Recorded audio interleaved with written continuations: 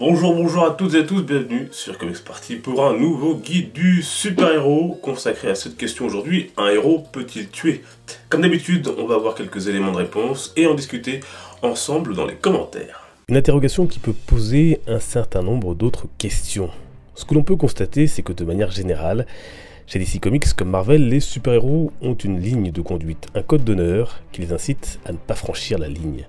Un choix qui en font des exemples, y compris pour nous lecteurs. C'est aussi, de manière simpliste, ce qui va différencier le héros du vilain et en faire un être supérieur. On pense bien évidemment à Superman, même à Captain America ou Spider-Man, mais attention, avoir un tel code ne veut pas dire que nous n'allons jamais enfreint, comme nous allons le voir. Mais lorsque c'est arrivé, c'était souvent par accident ou à contre-cœur. De plus, le Comic Code Authority, mis en place dans les années 50, après que les BD soient accusés de pervertir la jeunesse, va aider à éliminer toute trace de violence et donc a fortiori de meurtre.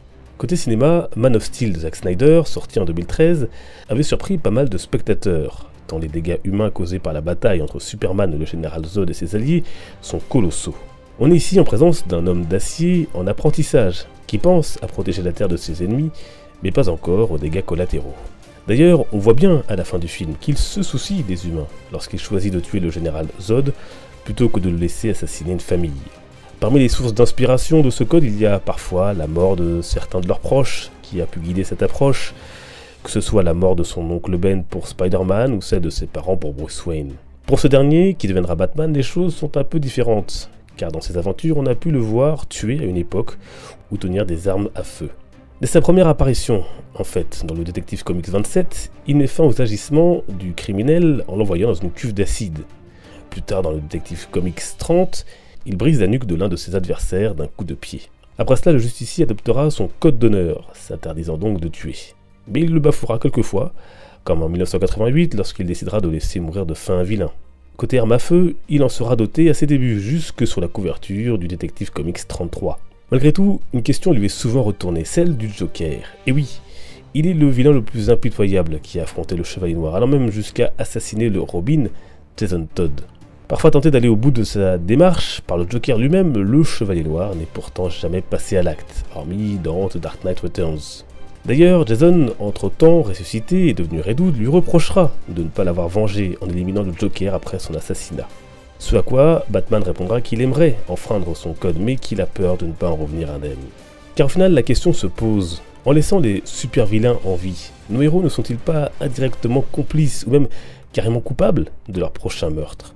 Faisons un tour du côté de Marvel à présent. Prenons l'exemple d'un personnage qui ne peut pas vraiment être considéré comme un héros par le plus grand nombre, justement à cause de ses méthodes. Le Punisher.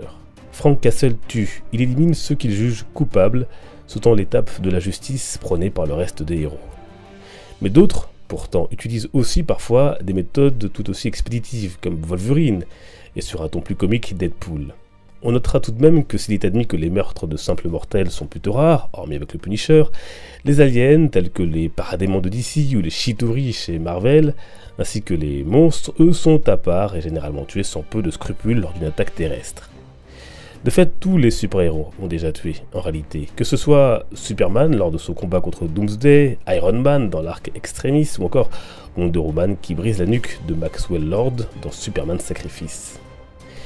Quoi qu'il en soit, hormis ces exceptions, il est admis qu'un héros ne tue pas, sauf en cas d'absolue nécessité. Il est vrai aussi qu'ils n'ont pas eu mandat de la population pour être juges et bourreaux. Et l'idéal qu'ils projettent par leur acte peut avoir des conséquences jusque dans la vie réelle, car oui, les super-héros sont toujours des modèles, des exemples pour bon nombre de lecteurs. Et puis bien sûr, s'il y a bien un comics où les héros franchissent la ligne, c'est bien sûr Injustice que je vous conseille de lire si vous ne l'avez pas encore fait.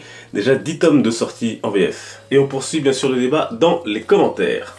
Je tiens à rappeler que ma critique du film Justice League est en ligne bien évidemment et que le film est bien sûr nommé pour les Comics Party Awards 2e édition. Après celle de l'année dernière, vous pourrez lire vos films, séries, également comics préférés de l'année. Rendez-vous donc dès le mois prochain. On se retrouve d'ici là sur les réseaux sociaux, dimanche prochain pour la prochaine. D'ici là, portez-vous bien, les comics sont une fête. Ciao!